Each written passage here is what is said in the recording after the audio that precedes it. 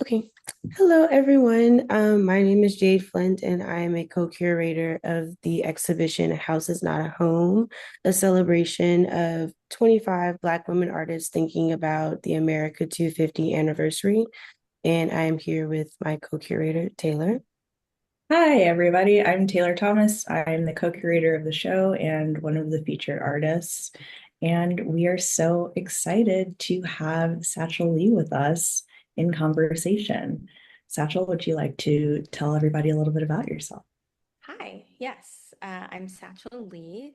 I am a multidisciplinary artist working mostly with photo, film, and installation.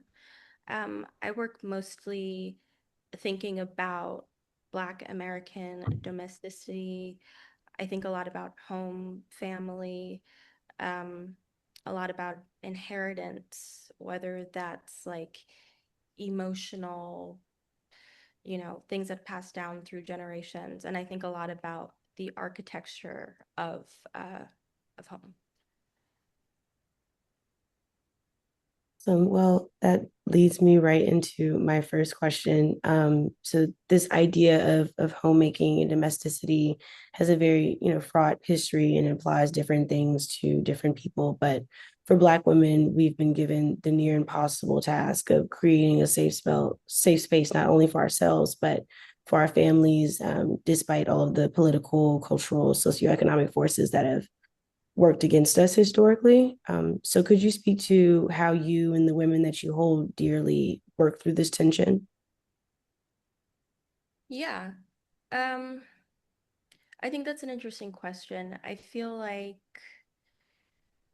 you know, it is the job or has been, right, historically of the woman, of the Black woman to like hold it all together and create a safe space, as you said. Um, so I grew up seeing that, watching my mother make a beautiful home, watching my grandmother do that, watching my aunt do that. Um, and I think because I have observed that, it really has like kind of that becomes like a place where I do a lot of my thinking, right? Like the home is interesting because, okay, sorry, you'll notice that I have a thousand thoughts going on at one time, but you saying that just reminded me of that conversation between Nikki Giovanni and James Baldwin. I don't know where they are, but they're having this conversation, right? And he's Mm-hmm. like, oh, yeah, like, Black man goes out and, he gets it everywhere in the world. And she says to him, yeah, but you come home and I get the worst of you, Mm-hmm. like the white man doesn't even know that you hate him. Mm-hmm. You You Yeah. can sit lie up to him there like you lie and to me, or the exactly other way you sit up around. there and you smile in his face all day. And he goes, I can't fake it with you. And she goes, but you have to, right? Yeah. So I think about that a lot. And I think part of my practice is also about like, yes, like home, but also it's about the roles that we play, right? The roles that we play for the people who are around us, but also for ourselves. And I think so much of like not only my work, but just like me as a person, like I'm like trying to figure out like, okay, like like who do I want to be? Like what's the role that I want to play? And like how can I get to that authentically? And I think maybe a lot of it is through like modeling and kind of like looking at something and like kind of like repeating and trying things on. So I don't know if that answers your question, but that's just some of my thinking.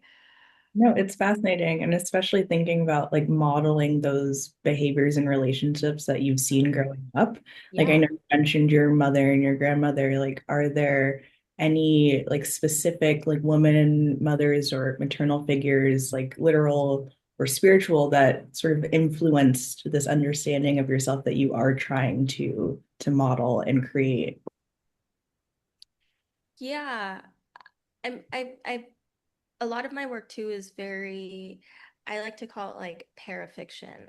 It's not really like autobiographical, but like sort of, you know what I mean? It's a lot of me like trying to like process, right? So yeah, I do think very closely about my family, my maternal, family and my paternal family, who I don't know as well, right? So there's a lot of kind of like imagining about like, okay, who are these women? what did they do? How did they make a way for themselves, you know, um, with these men who were trying the best that they could, right? And I think being a young woman of a certain age in 2026, like we're at a really interesting moment right now because like, okay, I'll say it. I was radicalized by Shira Seven. Didn't work out, right? Like, like how do we, if there's just, again, it's like we're in a different situation now than our mothers and grandmothers. And so Yeah. like, in terms of like where we are in the conversation with feminism is like with womenism, like how do we, I don't know. Anyway, you know. Yeah, but trying to figure it out through art, I feel like Yeah, is such a great avenue. Like totally. it's huge. Mhm. Yeah. And then I think even more broadly, like we are so excited to do this show in Martha's Vineyard. Like I've been going there since I was an infant. And we know you have a special relationship to the island as well. And we were wondering, if you could talk about what it means for you to be showing your work on the island, even more specifically in Oak Bluffs. Hmm. Yeah, I love Martha's Vineyard. My dad bought built our house before he was even married to my mom. So I've been going my entire life. And I was there 2 weeks ago.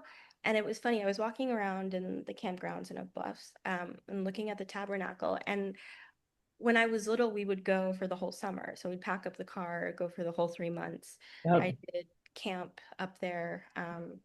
And I was walking around the campground and I remembered that I was in an art competition when I was in camp.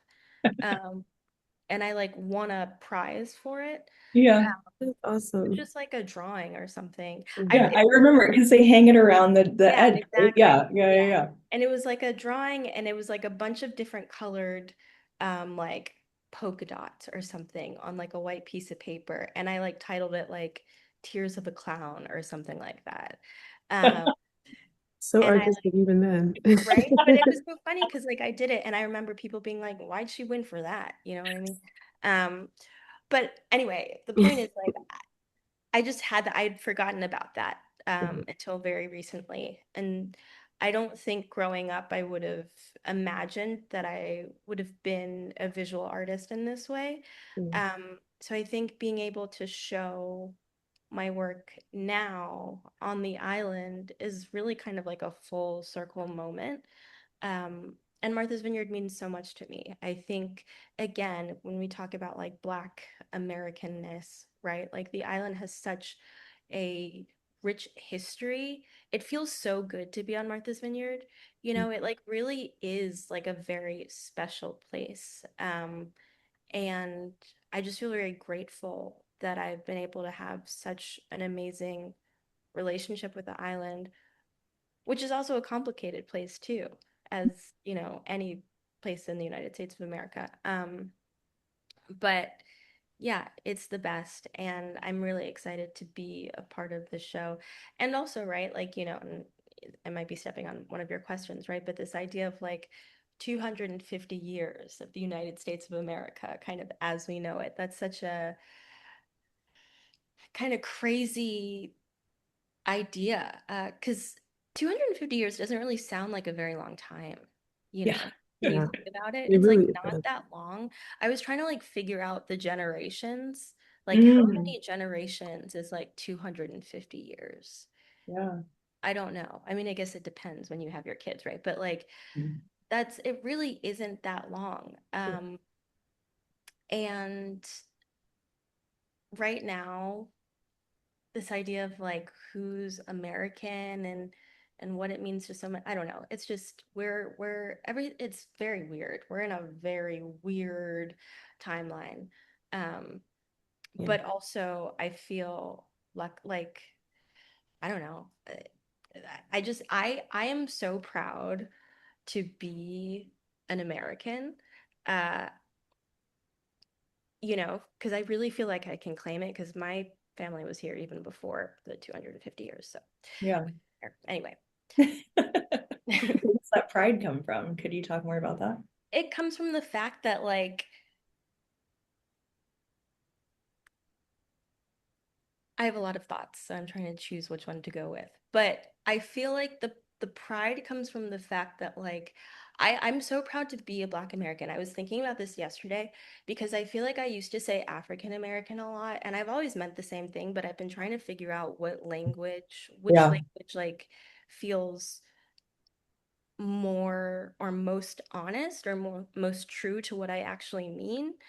Um, and when I say Black American, I mean American and Black descendants of enslaved Africans uh, in the United States of America. So it's a very particular ethnic group. It's a really, really small ethnic group. There are lots of Black people in America. Not everybody is Black American. I'm talking about a very particular group of people. Um, and those are my people. And I have a lot of pride because these are the people who built this country up with their blood, sweat, and tears. These are people who have been systematically ripped away from their families. These are people who have made American culture what it is, Absolutely. and are continually like disrespected, um, just like subjugated. But it's such a, I mean, and the culture is all over the world, right? And then you think about how small this group of people really is and how impactful they are. Like, I have so They were much, only 13% of the country. you know what I We mean? have a global impact that is undeniable. Yeah. Undeniable, and people want to deny it. It's really crazy. Like, I was talking to my grandmother and my brother about this yesterday, about like how people go to the African American Museum and like wear Make America Great Again hats, and I'm like, Oh, I don't even understand what they're talking about. Like, I get that it's a protest, but do you not, you don't think this history is real, or you do and you don't want people to know, but I like the logic of it is like very confusing to me. I'm like, it's like, yeah, yeah, we know that we had slaves and that was bad. I don't know. Anyway, it's just fully crazy. People that are make nuts. logic is hard. Yeah, it's tough. It's like hard They are I'm like trying to definitely. like work through it and try to like Mhm. understand like what you're actually saying. But you can't do that because it doesn't make any sense. Yeah, Um, anyway, I love Black people. And uh yeah. Yeah, I same. definitely think it is a certain level of delusion to completely deny the accomplishments that we've made in this country. Yeah. And I think that brings us to something else we wanted to ask about your exhibition in the dual short films that you did on Freedmanstown. Yeah. And, so how did you come across this particular historic Black community, even though you've been a part of prominent historic Black communities your entire life? I would presume you haven't spent as much time in the South. And like, so what brought you there? Yeah, no, I haven't really spent that much time in the South, and it's interesting. I feel like I'm from New York. I'm born and raised in New York, and I went to college in New York. So I really kind of have like lived most of my life in the city. Um, and so when I went to grad school in Chicago, I was really kind of not even like that excited to go because I had family living in Chicago, but every time I went, I was like, I don't really understand what this is. Like, I don't want to be here. So funny. As a Chicagoan, my heart is a little hurt, but Yeah. understood. But the Understood. thing is, like, once I went and I was like living there on my own and really kind of got integrated into the art community and got to understand the city more, I was like, oh, this is great. Like, Chicago is definitely my second favorite American city. Like, it's a real place. I like it a lot. Um, and I think also as an artist, I hadn't really felt like an artist so much in New York, really. Because I was kind of coming a little, I mean, I went to film school, so all of my friends were filmmakers, and I was working on this magazine, so there was kind of like an editorial thing, but it wasn't really fine arts. And when I got to Chicago, it was very much like fine arts, visual art focused. The thing about Chicago is it's a very Black city, and the arts world is very open because it's a Yeah. different energy than New York. New York is competitive. People will like they're not as welcoming as they are in Chicago, I felt. And so being there was really amazing. And because when I was there, the Astor Gates had the Black Artist Retreat. And so I was there and I met somebody named Mitch Stevenson who was from Houston, is from Houston.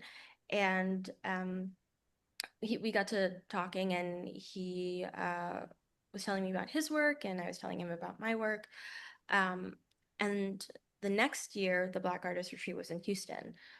So I went down for that. And when we were there, we got to explore Freedmanstown and get to know more about it because I really hadn't heard much about it until Mitch, who is a very, very serious Houstonian, Mm. told me about it. And that was really great too because, you know, like my mom's family is from Virginia.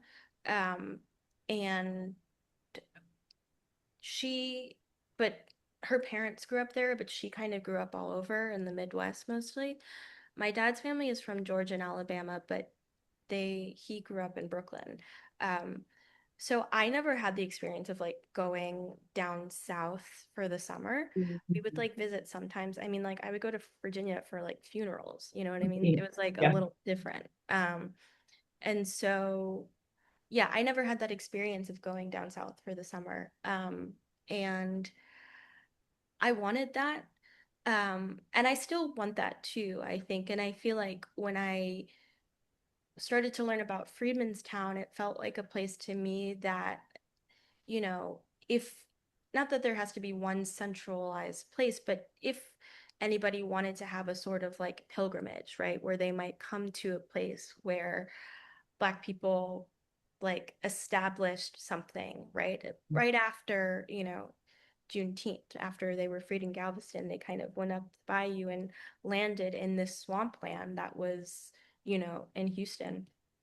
It felt like I felt that kind of energy that like, oh, this is a place that has like deep history and is important and um, could be a place for people to come and like express like veneration and just get to know more about it because again it's also a history that is not widely known and that felt like a shame to me, right? But also that's the case where it's like this wasn't the only kind of like neighborhood that was Right. established after, you know, um, slavery was abolished, right? Like, of course, you have Tulsa, right? You have all of these places.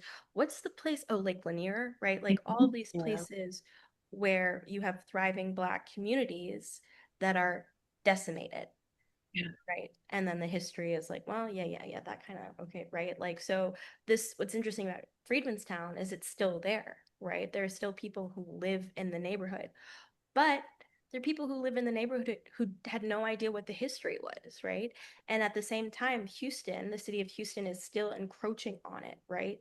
Trying Mhm. to gentrify it as they do. They put a highway through it, right? Splitting it up from itself. So, um, yeah, it just felt like it it made a lot of, and again it kind of sparked the things that I'm thinking about, right? Like what is home? How do we celebrate home? How do we think about again like actual buildings? What does it look like to have a like a landmark that's seen, you know, like past, present, and possibly future? Like these are things that I was thinking about for that.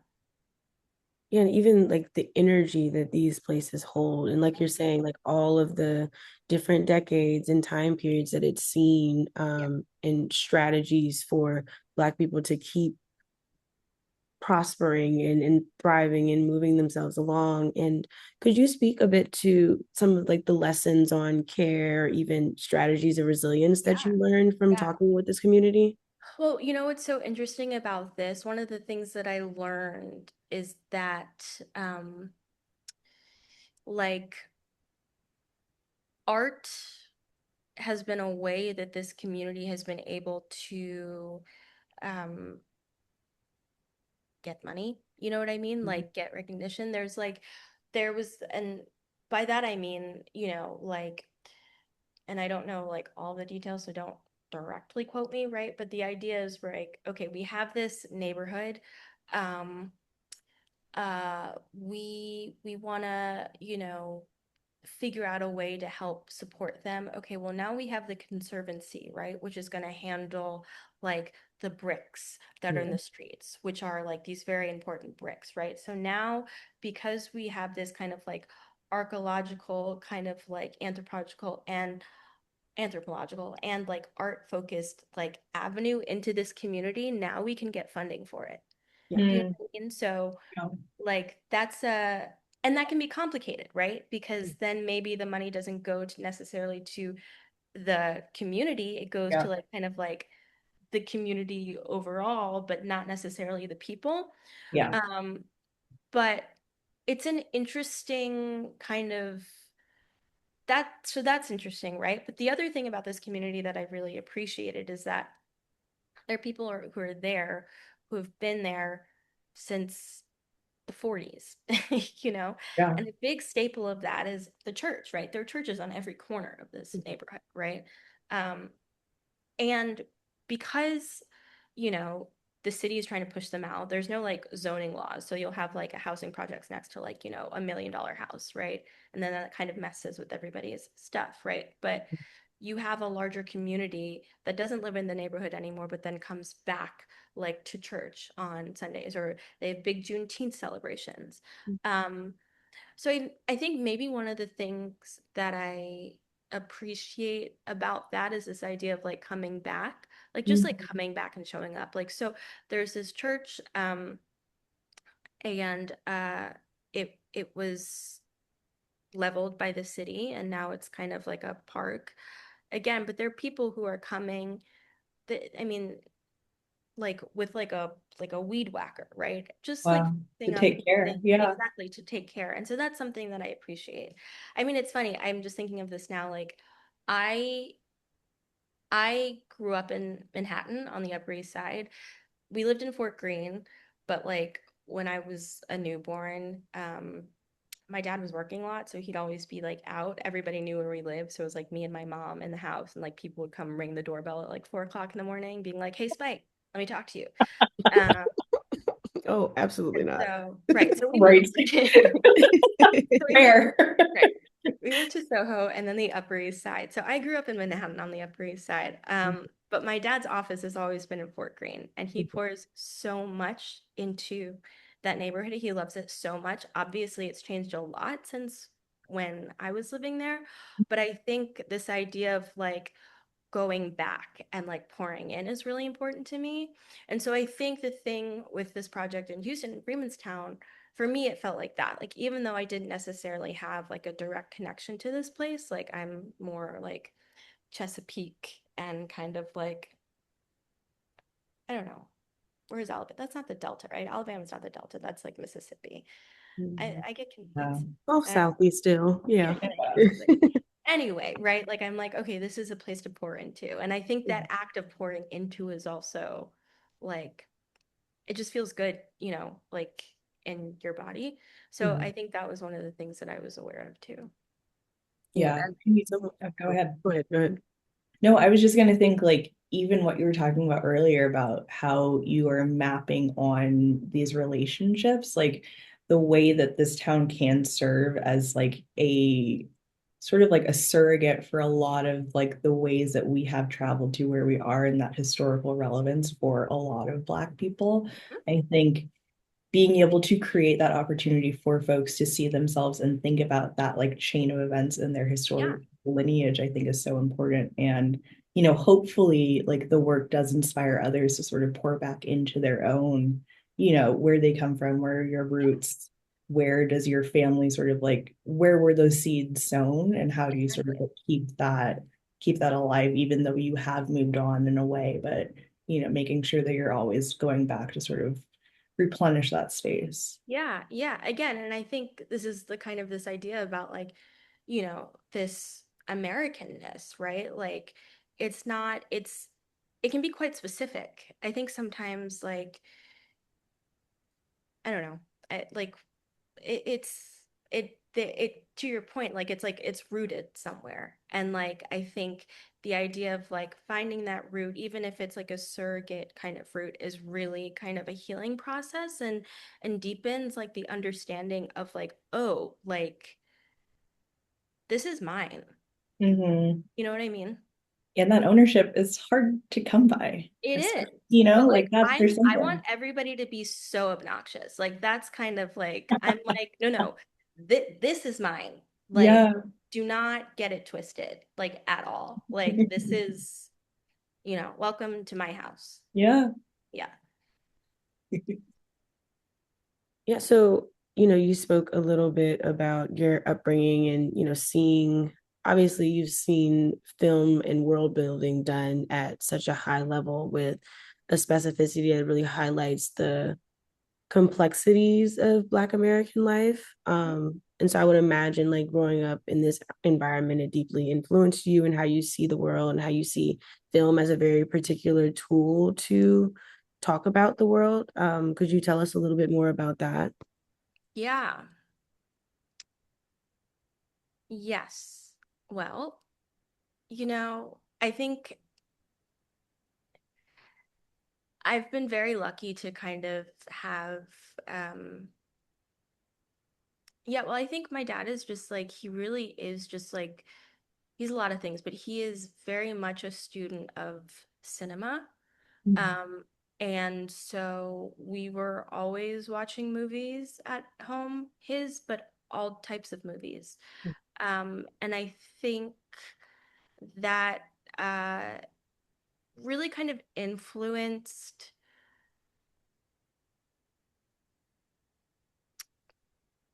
I mean, I would like to say that my work feels cinematic, but what I'll also say is that I think it also feels very theatrical. And I grew up watching a lot of theater as well. And I was trying to figure out like the difference between like cinematic and theatrical. I think it's interesting though, because I feel like sometimes cinema can be quite intimate, right? You can get Mhm. like close with someone, but also you can kind of make these big things happen. Yeah. Um, theater maybe is maybe theater is more uh similar to photography, or maybe the Yeah. photography that I'm doing, Totally. because there is like the audience is out there, they're right there, right? So I think in the kind of like portraiture that I make, when I am making portraiture, I'm really aware of the fact that like what me and the person on the other side of the camera are creating is a performance. Mhm. um and so we're like aware of the audience. And similar in like the way that I, when I did this show in Houston, I was thinking about these buildings and they were kind of this kind of like time bending past, present, future thing. I think photographs in general have that quality, right? It's like you have, and I do a lot where, you'll have somebody in the photograph and they're looking, at the camera, and then you kind of have this connection between the person in the photograph and the person who's looking at the photograph, and it's very intimate, but it is a performance. And I think the act of knowing that it's a performance is kind of going back to this idea of like the roles things that I was Mhm. talking about earlier. um I feel like I've gotten off track. No, I mean That's it's actually really connected to something that I was really drawn to in your works, like the idea of like how you expose the construction Mhm. of the image itself, Yeah. like and playing with time and space in the way that like I'm just so curious to you, like how do you think that opens up like your images to the idea of like finding truth, right? Like through the construction and like through whether it's performance or like staging. Yeah. And how do you feel like that helps you get to sort of like this core of like whether it's like personal family memory like or collective memory or all of these like really interesting themes of that you're working through.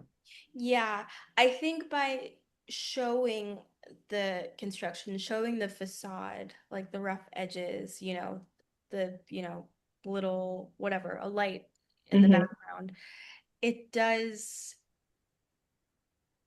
show more of a truth, because again, Yeah. I'm super aware of the fact that like everything is pretty much a performance, which is interesting. I'm like, I have like a kind of like an interesting relationship with authenticity because I feel like sometimes now we're doing therapy. In my childhood, I feel like I would do like things that I felt authentic, and then it would be like, oh no, don't do that. And then it's Mm. like, okay. So like there's one image that I have, which is over there, but it's this little girl, and this was from my thesis. And we've seen her in other images with her family. And in this one image, she's by herself, like on the outside of this set looking in. She's the only person in the frame, and the name of that image is Fix Your Face Baby number 2, right? So this idea that like you better like whatever you're thinking in there, like don't say that. Yeah. Right. And that honestly, I think for me personally, that's been really kind of confusing because I'm like, oh, well then, okay, what's the right thing to say? Like Yep. I'm trying to figure out what the right move is. And that's really hard. Mhm. Um, and so yeah, I appreciate showing the construction because it calls attention to the fact that this is a role that you're playing, and in roles there's like a right move and like a wrong move.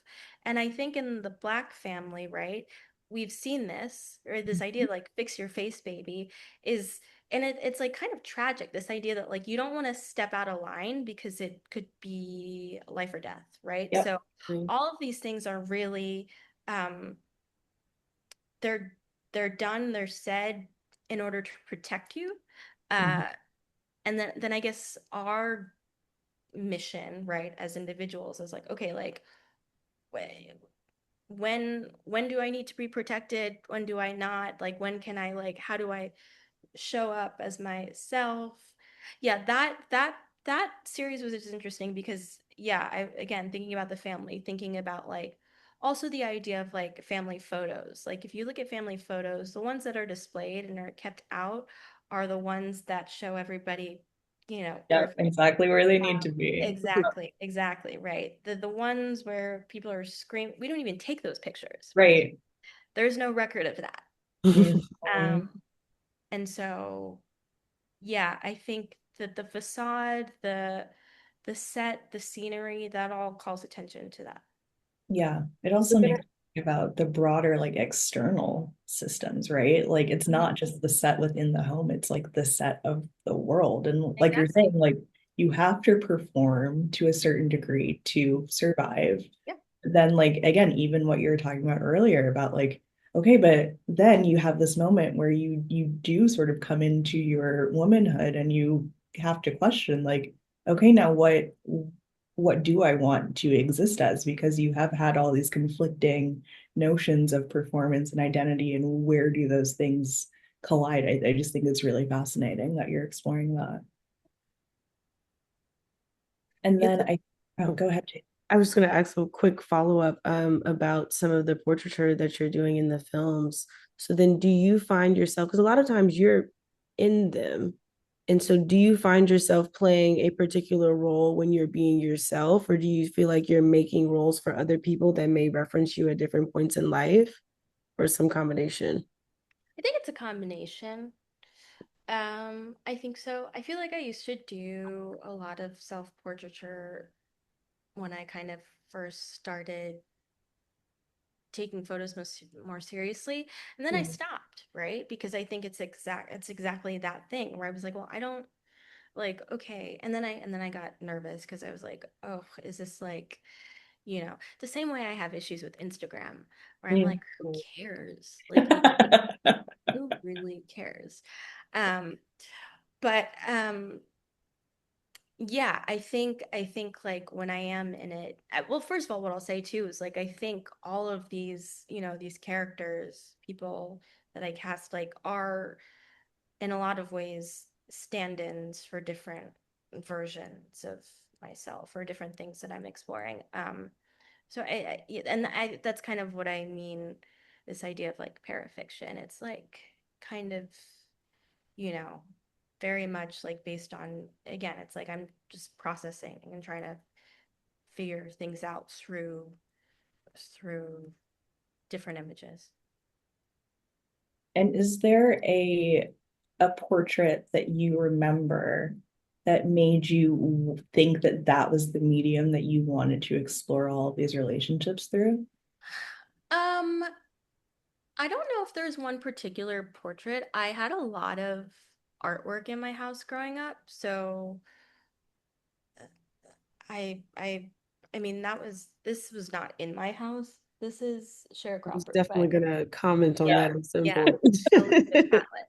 Couldn't help We had myself. one in my house. This one I got at the Art Institute in Chicago, when I was there. But yeah, that was in my house all the time, like growing up. Yeah. Um, and a lot of Gordon Parks, Mm. like Jacob Lawrence, like a lot of uh, who else? Uh, Michael Ray Charles, just like a bunch of people, right? I've been looking at people, uh, portraits, like whether they're, etchings or photographs or collages, like, like there've always been Black people in my house, on the walls. And at one point we had a lot of family photos up there, but then my grandmother came in and was like, I don't know why you guys have all those dead people in your house. Oh, Um, so now we don't have any more family photos up. Um, but yeah. Also, I'll say too, like James Van Der Zee, I really like James Van Der Zee. I feel like, and that's something that I've been thinking about a lot too, like because I guess cameras are way more easily accessible, it kind of changes the way that we think about the photograph in general. But mhm, this idea that, like, you would get dressed up to take your photo, um, is really exciting to me. So the kind of like the studio portrait idea is really fascinating. And I'm doing, a residency. It starts in August, and I've been thinking about, like, oh God, what am I gonna do? Um, Where and is it? it's at Silver Arts Project. Oh, Um, cool.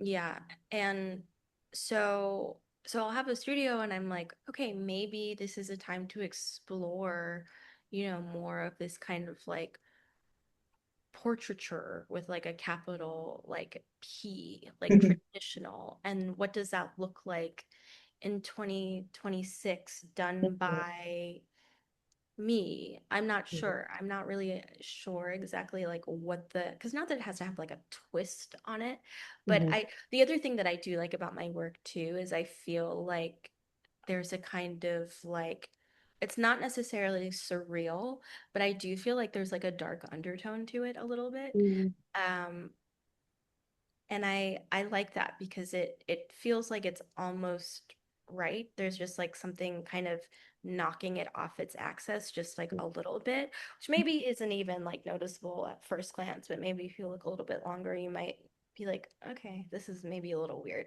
Um, and I like that. So yes. Yeah.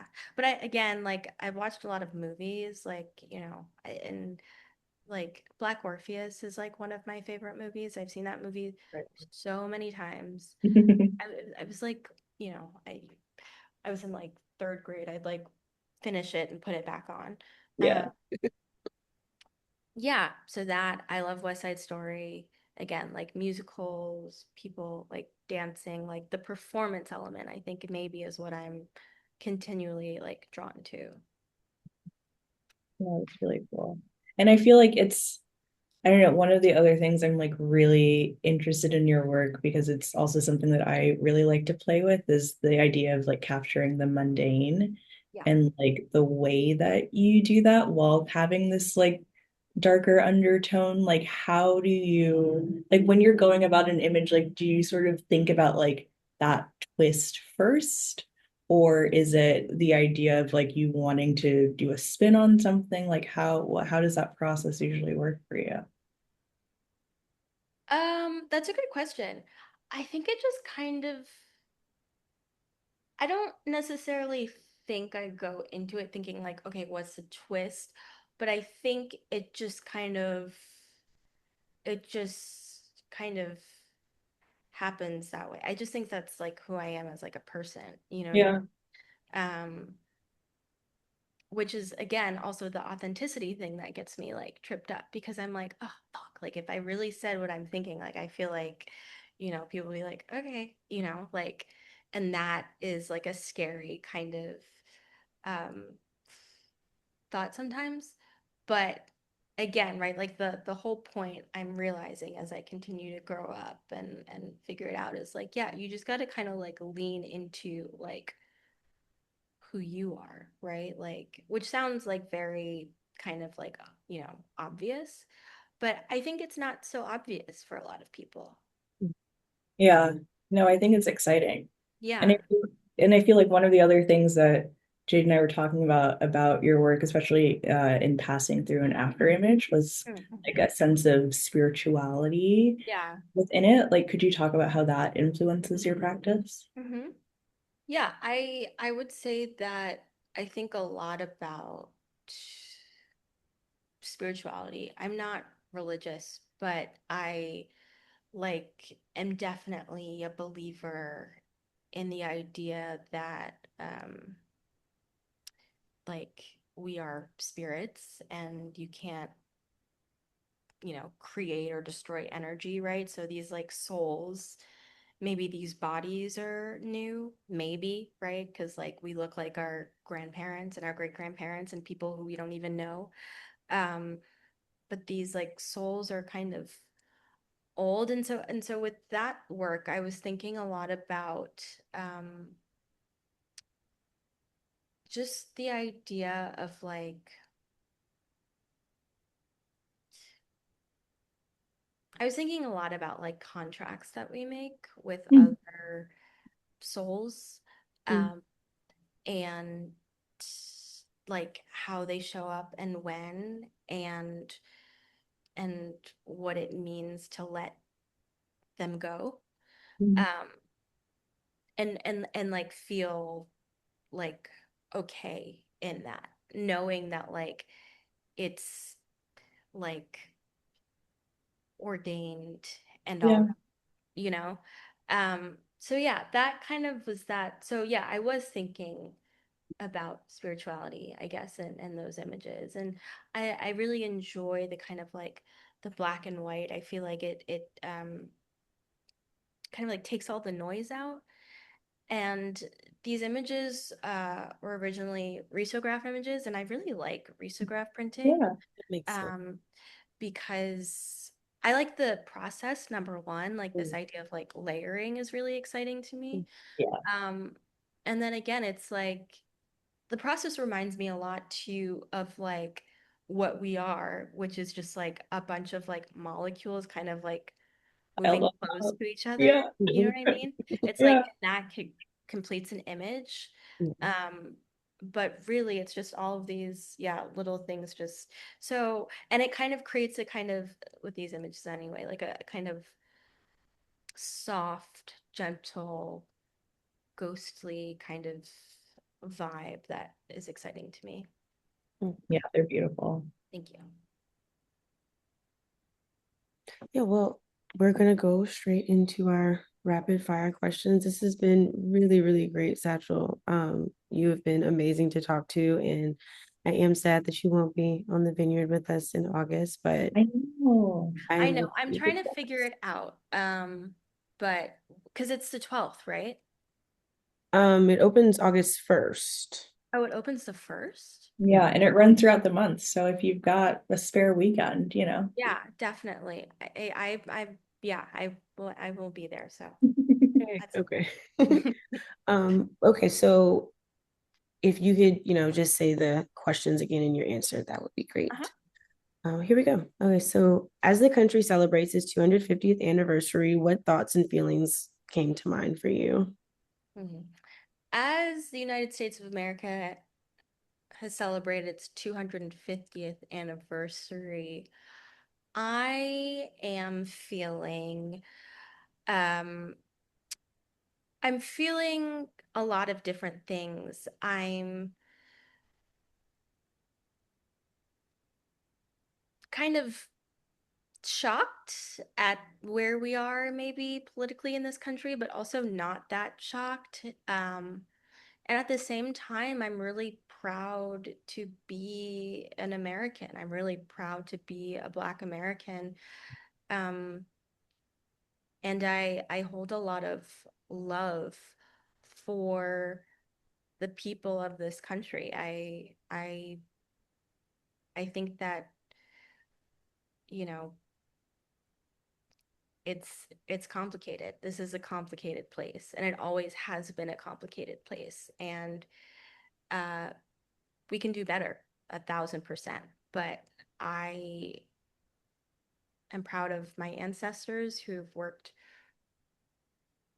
tirelessly uh, against their will and also not to make this country a better place for people. Thank you. Taylor, you want to do the next one?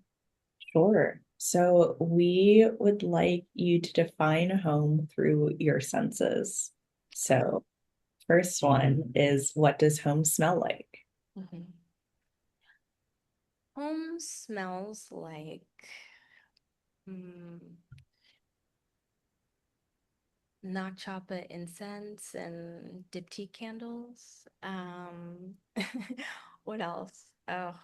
Oh, um, like my dog's paws.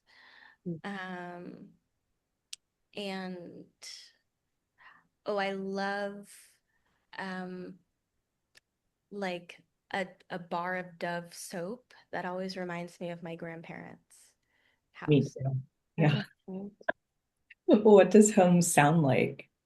Hmm. Home sounds like home sounds like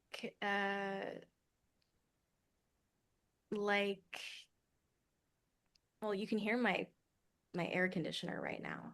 It's so loud and it's broken. But I feel like home, let me start again. When I think of what home sounds like, I imagine my family gathered around the dinner table and everybody is talking at once. What does home look like? Home looks like, um, let's see, okay. Home looks like warm light, like nice, kind of orangey, warm light, and deep reds, and soft pillows, and no food in the fridge. My parents don't eat. So funny. Yeah, once I left the house, my parents stopped cooking. I'm like, where's Um, the food? they don't care anymore. Yeah. But relationally, what does home taste like? Um,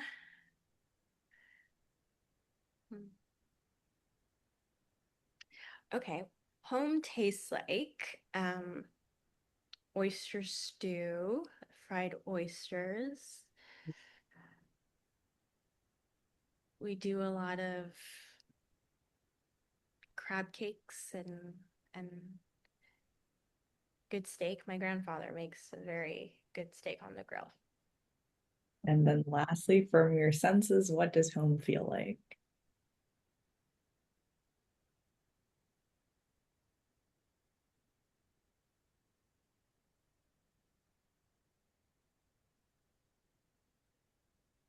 Huh. Okay, this is what I'm thinking, and then let's see if I come up with a better answer. Um, Home feels like walking around like barefoot, in the winter and being constantly reminded to put socks on. Nice. Okay, and our last one would be, what does freedom mean to you? Hmm. That's a good question. Freedom to me means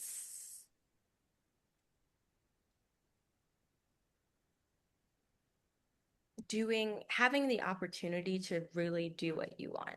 And I think the first part of freedom is knowing what you want.